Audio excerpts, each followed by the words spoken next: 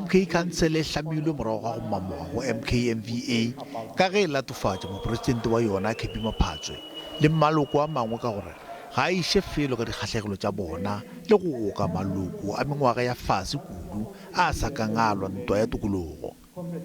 Karogane e bakile gore conference e bego e swaretšwe Nasrec e tšee sephetho sa gore baetapele ba maphaga ka bobedi ba thome ka ditherišano tša poelano.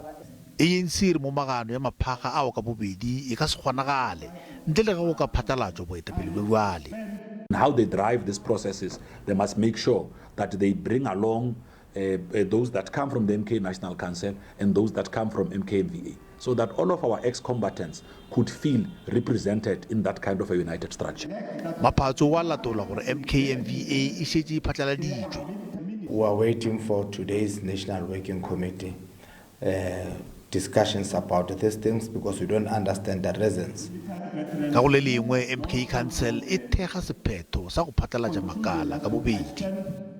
If the whole plan is to put a team of two detachment of those men and women who are tried and tested cadres of our organization, we will be quite supportive to that marvelous effort by the NEC.